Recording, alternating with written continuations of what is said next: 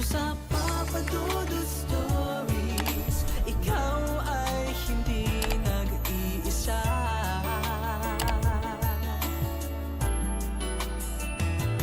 Dito sa Papa Dudut Stories, may nagmamahal sa'yo.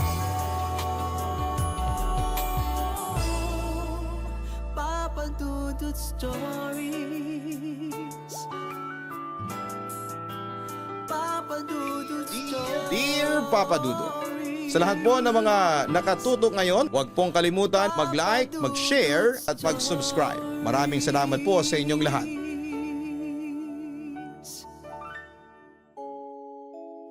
Magandang araw po sa inyong lahat. Ako po si Axier. 29 years old na ngayong January 29, 2026. At nakatira ako ngayon sa isang lugar na hindi ko nababanggitin ang pangalan. Nagwo-work ako bilang freelance encoder and researcher. Hilig kong magbasa, makinig at manood ng mga horror stories. Siya nga pala, sumulat ako sa inyong programa Papa Dudut para i-share sa inyo ang aking naging karanasan.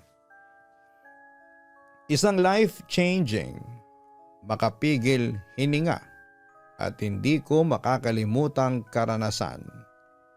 Ngayon pa lamang ay sinasabi ko na sa inyo na hindi ko kayo pipiliting maniwala, pero umaasa ako na magiging sibilisado tayo sa pagbibigay ng komento at reaksyon sa nangyari sa akin.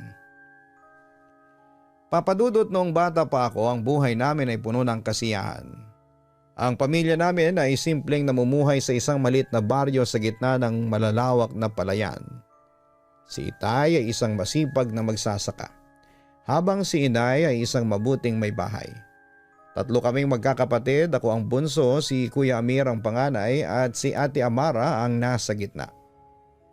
Mahal namin ang isa't isa. Sa hapagkainan, laging puno ng tawanan ng bahay.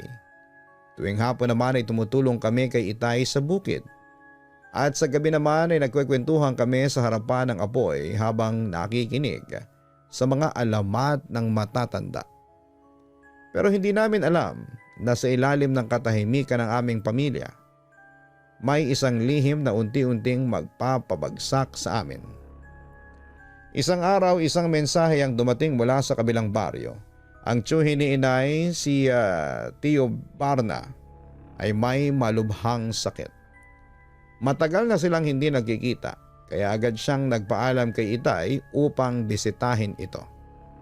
Babalik din ako kaagad, pangako niya sa amin noon. Pero Papa Dudut, 3 araw siyang nawala. Pagbalik niya ay may kakaiba na sa kanya. Tahimik siya, hindi na katulad ng dati na laging masigla. Hindi na siya nakikisalamuha sa amin gaya ng nakasanayan. Minsan nakikita ko siyang nakaupo lang sa may hagdanan, nakatitig sa kawalan.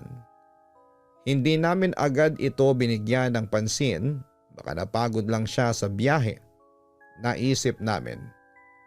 Pero nagkamali kami. Minsan nagising ako sa isang kakaibang ingay sa labas ng bahay. Sumilip ako sa bintana at nakita kong nahahati ang katawan ni Inay habang siya ay nakatayo. At habang nahihiwalay ang tiyan niya sa baywang niya, ay may hawak siyang isang buhay na manok. At bago ko pa maintindihan ang mga nangyayari ay kinagat niya ito. At sa isang iglap ay nagkalat ang dugo sa kanyang damit. Napasigaw ako sa takot at pagkagulat. Nagising sina Itay at ang aking mga kapatid. Nagmadali silang lumabas ng bahay at nakita nila mismo si Inay na nahati ang katawan. Sa ilang buwan, aninag ang kakaibang anyo niya, namutla ang kanyang balat. Lumalim ang kanyang mga mata at ang mga labi niya ay may bakas ng sariwang dugo. Tumatagas din ang dugo sa nakalaylay niyang lamang loob sa loob ng kanyang tiyan. Pero ang nakakagulat, mayroong pakpak si Inay na parang sa demonyo. Nang mga sandaling yon, Papa Dudut, ay hindi ko matanggap ang nakikita ko. Ana, anong ginagawa mo? Nanginginig ang boses ni Itay. Pero hindi sumagot si inay. Mabilis niyang tinapon ang katawan ng manok at nagmadaling pumasok sa bahay. Simula noon ay unti-unting nagbago ang aming pamilya. Noong una sinubukan naming intindihin si inay, baka nga may sakit lamang siya. Baka naapektuhan lang siya sa pagkamatay ni Tio Barna. Pero habang lumilipas sa mga araw ay mas lumalala ang kanyang kilos. Minsan nahuli ni Ate Amara si inay na kumakain ng isang buhay na daga. Minsan naman ay may nakita si Kuya Amir na mga buto ng hayop sa ilalim ng kama niya. Hindi namin alam kung ano ang gagawin. Si Kuya Amir ang unang sumuko. Ayoko na tay, aniya. Hindi ko kayang manatili dito. At isang gabi ay naglaho siya. Wala kaming ideya kung saan siya nagpunta. Sumunod si Ate Amara at hindi siya nagsalita pero kita ko sa mga mata niya ang takot. Nagpaalam siya sa akin nang umiiyak at kinabukasan ay wala na rin siya. Si Itay sa kabila ng lahat ay sinubukang ipaglaban si inay. Pero isang umaga ay nagising na lamang ako na wala na siya. Iniwan niya ako nang hindi man lang nagpaalam. At ako lang ang natira. Papadudot doon ko napagtanto ang lahat. Ang sumpa ni inay ay hindi isang sakit. Isa itong sumpang matagal nang nakatago sa dugo niya. Isang bagay na pilit niyang kinokontrol. Ngunit sa uli hindi na rin niya kinayang labanan. Minsan gusto ko siyang sisihin. Pero sa tuwing tinitignan ko siya, ang nakikita ko ay hindi isang halimaw, kundi isang ina na hindi na alam kung paanong lalabanan ang sarili niyang pagkatao. Hanggang isang araw siya mismo ang nagdesisyong lumayo. Anak, aalis na ako. Mahina niyang sinabi habang nakatitig sa akin. Mas mabuti nang mag-isa ako. At tulad ng lahat ng iba pa ay naglaho na rin siya. Lumipas sa mga taon, ako na lang ang natira sa lumang bahay sa dulo ng baryo. Alam kong iniwasan na ako ng mga tao siguro dahil natatakot silang baka may namana ako sa dugo ng aking ina. At hindi sila nagkamali. Sa bawat kabilugan ng buwan, may gumigising sa kalooban ko. Para bang napupunit at bawat hibla ng kalamnan ko sa tuwing nangyayari yon. Isang uhaw na hindi kayang mapunan ng normal na pagkain. Natutunan kong lumayo, tumira sa kakahuyan at manghuli ng hayop sa tuwing dumarating ako sa aking pagbabago. Hindi nagtagal ay nagpakita muli sa akin si inay pero hindi siya nagtagal at sa halip ay may inabot siyang bote ng langis sa akin. Ipahid mo ito sa iyong katawan, Axiar, kapag ikaw ay nagbabagong anyo. Malaking tulong yan para makabalik ka sa iyong katawan ng maayos. Aniya. Pagkatapos noon ay umalis na rin siya at hindi ko na ulit siya nakita pa. Samantala isang gabi nakasalubong ko siya ang matandang manggagamot. May hawak siyang baston at isang tingin ko pa lamang ay alam kong alam niya kung ano ako. Matagal na kitang pinagmamasdan, sabi niya. Alam mong hindi mo matatakasan ang dugo mo. Mabilis niyang inihagis ang isang pulbo sa akin. Bigla akong nanghina. Ramdam ko ang matinding init na bumalot sa aking katawan, parang may apoy na gumagapang sa aking dugo. Mas mabuti pang tapusin na kita rito, bulong niya. Pilit akong pumiglas.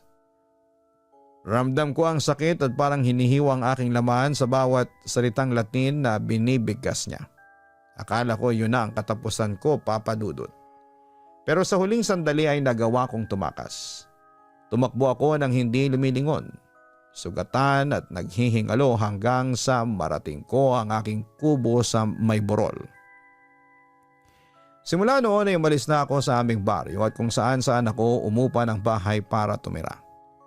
Hanggang sa napadpad ako sa isang bayan na misteryoso din at pinamumugaran ng mga kauri ko.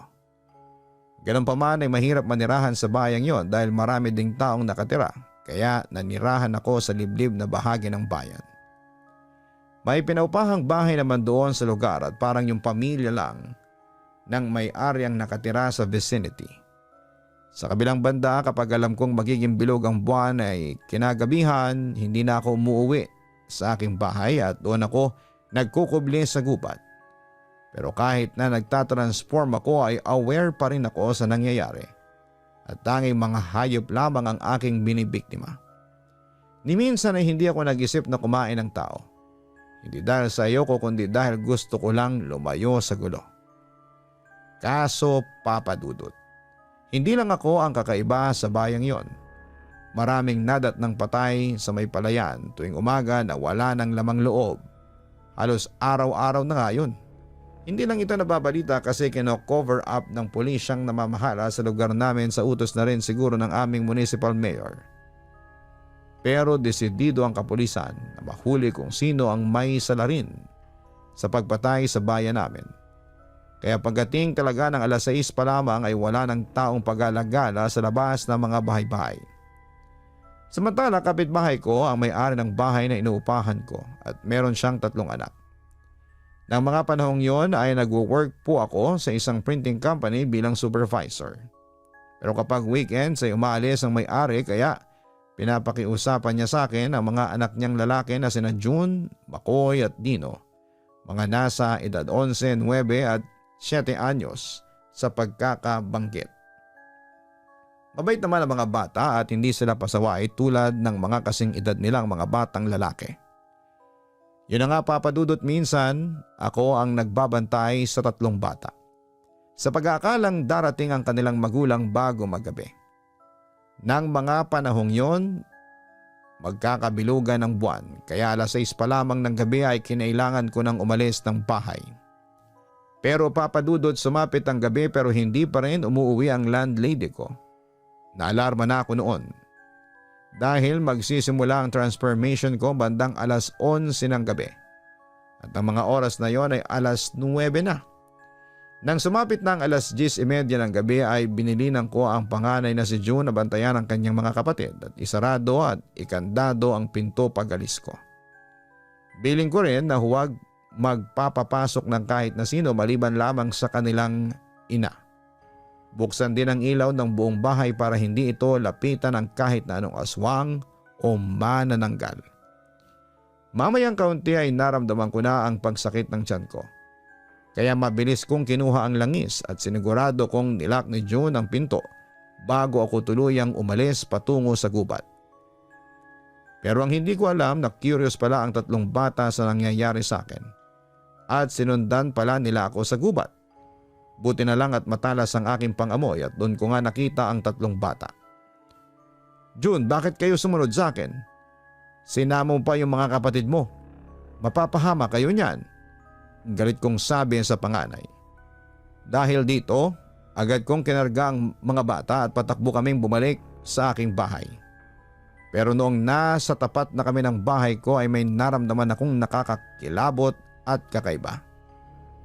Sa hindi kalayuan ay natanaw ko na may nakatayong isang lalaki. Kalbo, nakahubad ang pangitaas pero nakasuot ng pantalon. At alam kong nakamasid dito sa amin.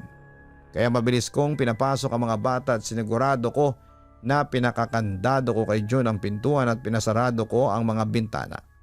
At binilinan sila na kahit na anong marinig nila sa labas ay huwag nilang sisilipin sa bintana. Umuo naman ang 3 bata. Nang masiguradong nasa bahay na mga bata ay inihanda ko na noon ang sarili ko sa posibleng transformation ko bilang isang lalaking manananggal. Pero halos 1 oras akong naghintay noon pero nakapagtataka na hindi ako naging manananggal noon kahit nabilog ang buwan. Mamayang kaunti ay may narinig akong lumipad sa ibabaw ko at papunta sa bubong ng bahay. Dahil malakas ang aking pangamoy, naisip ko kaagad na isa itong aswang. At hindi nga ako nagkamali, Papa Dudut, dahil pagtanaw ko sa bubong ng aking bahay. Nakita ko ang aswang na masama ang titig sa akin. Pero hindi niya magawang lumapit sa akin o masaktan ako dahil siguradong alam niyang hindi ako normal na tao. Hindi lang ikaw ang ganyan kaya wag mo kong taluhin. Umalis ka na dito sa bahay ko bago pa ako mawala ng awa sa iyo. Galit na sigaw ko sa aswang sa bubungan. Mabilis din namang lumipad ang aswang palayo sa bahay ko at hindi ako umalis doon para bantayan at pasiguradong ligtas sa mga bata. Pero nagtataka ako noon kung bakit hindi ako nag-transform. Kung sabagay sakaling nag-transform ako ay mabubuking ang sekreto ko. Makikita ako ng 3 batang binabantayan ko.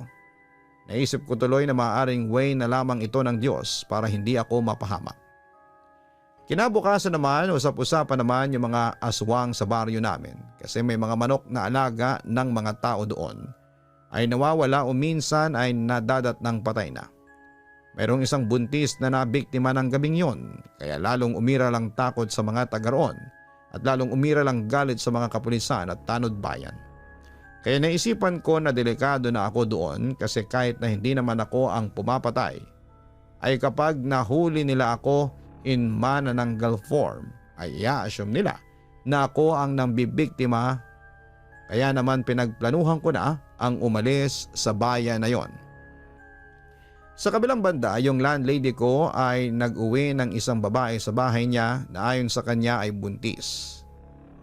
Bakit mo pa dinala yung pamangkin mo dito sa lugar natin? Alam mo namang may gumagalang aswang dito, sabi ko sa landlady ko. Mas matindi ang aswangan doon sa lugar nila. Dinala ko na siya dito para mas mabantayan ko. At saka maglalagay na ako ng pangontra sa aswang sa buong bahay namin, sabi niya sa akin. Samantala dahil sa nagdala siya ng buntis sa bahay, ayon expected ko na palagi silang dinadalaw ng mga aswang. Pero hindi sila makalapit dahil sa mga pangontrang nilagay nila. Bukod sa hindi nila alam na binabantayan ko sila tuwing gabi. At kapag may aswang na lumalapit ay nilalabanan ko sila. Dumating na ang araw ng kabuwanan niya. So yung time na yon, gabi na tapos ay nag-brown out pa. Kasama ng babae yung asawa niya at naroon din yung kilala nilang kumadrona at doon na rin nanganak ang babae. Pero nang gabing yon ay bigla na lang silang inatake ng aswang. Nawala na lang bigla yung sanggol sa loob ng bahay kaya nagkagulo noon sa bahay nila. Habang ako naman ay nasa gubat noon at kasalukuyan akong nagtatransform at naghahunting ng makakaing hayop. Nang mapansin kong may lumilipad na aswang sa ibabaw ko, hinabol ko ang aswang pero umiwas ako nang marinig kong tila may nagsisigawang galit na taong bayan mula sa ibaba. Mabilis ako nagtago noon sa kakahuyan at hindi nga ako nagkamali. Hinahabol ng mga kalalakihan ang aswang. Armado sila ng mga itak at may hawak silang mga flashlights. Mula sa ingay, naririnig ko yung aswang na hinahabol ko ay umatake sa bahay ng landlady ko at kinuha nito ang bagong silang na sanggol ng pamangkin ng landlady ko. Nagkaroon naman ako ng pagkakataong bumalik sa aking katawan at nang muling magdikit ito ay agad akong umuwi sa bahay, naligo saglit at nagbihis ng bagong damit. Tapos ay muli akong lumabas para sundan ng mga tao at para makita na rin kung sino yung aswang na nananalasa sa baryo namin. Pagdating ko sa lugar ay tiyempong na corner ng taong bayan ang sinasabing aswang. Nalaki ang mga mata ko dahil isa pala yung matandang lalaki. Pero kahit na unti-unti na siyang bumabalik sa kanyang anyong tao ay hindi siya pinalampas ng taong bayan. Siya ay pinagtataga, sinaksak pagkatapos ay hindi pa sila nakontento. Sinunog pa nila ng buhay ang aswang. Agad itong binawian ng buhay. Tungkol naman sa sanggol na anak ng pamangkin ng landlady ko. Ayon, natagpuan na lamang itong lasog-lasog at wala nang lamang loob. Sa kabilang banda, hindi na ako nakipaglamay sa landlady ko at hindi na ako nagpaalam sa kanila. Basta na lamang akong umalis dahil na rin sa takot na baka madiskubre nila ang aking lihim. Papadudod, nagpalipat-lipat ako ng tirahan. Siniguro kong nasa liblib akong lugar. Pero abot pa rin ng komunikasyon tulad ng internet. Hanggang sa natagpuan ko na ang perfect spot ko sa isang bayan na matatagpuan sa Luzon. Kung saan hindi masyadong pinapaniwalaan ang mga aswang at manananggal. Sa ngayon ay payapa naman ang buhay ko. Ganon pa rin ako pero hindi ako pumapatay ng tao. At kahit na ganito ako, malakas pa rin ang paniniwala ko sa Diyos. At kahit kailan ay hindi ako magpapasailalim sa kapangyarihan ng kadiliman. Papadudot na sa inyo na kung maniniwala kayo sa kwento ko. Hindi ko kayo pipilitin at tawagin nyo man akong sinungaling o mapag-imbento ng kwento. Wala naman akong mahihita dito. Wala akong mapapala kung mag-iimbento pa ako ng kwento. Ano man ang reaksyon ninyo ay handa ko pong tanggapin. Hanggang dito na lamang ang sulat ko. Muli maraming salamat, magandang araw sa inyong lahat. Lubos na gumagalang, Axier. Maraming salamat Axier sa pagbabahagi ng iyong kwento sa aming programa.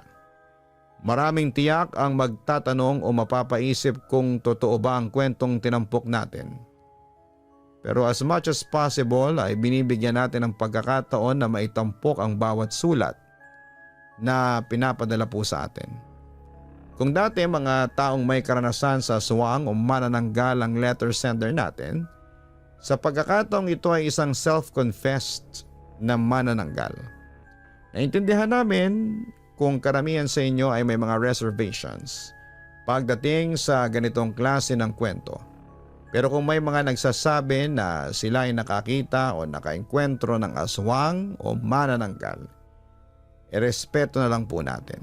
Magpasalamat na lang tayo sa Diyos sakali mang hindi pa kayo nakakakita o nakakaengkwentro ng ganitong mga klase ng nilalang. Sa mga katulad naman ni Axier, sa totoo lang hindi namin alam kung ano ang maipapayo sa inyo. Ganun pa man ay masaya kami sapagkat sa kabila ng lahat ay may takot ka pa rin sa Panginoon. Good luck na lamang sa iyo at sana ay magpatuloy ang kapayapaan sa iyong buhay.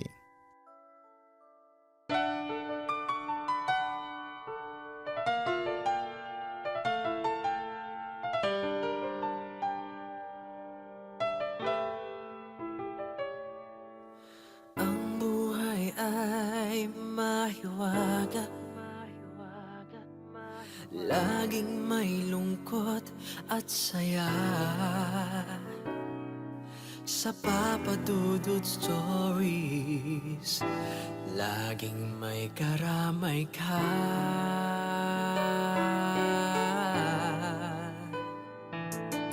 Mga problemang kaibigan,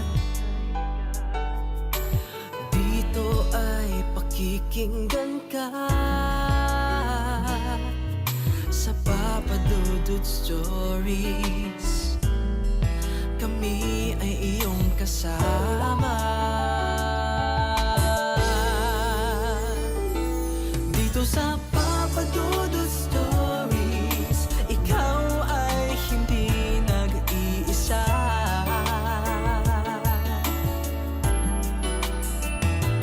Dito sa Papa Dudut Stories, may nagmamahal sa'yo.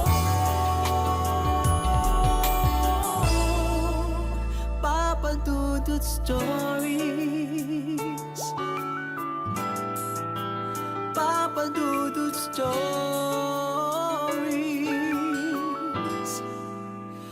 Papa Dudut Stories.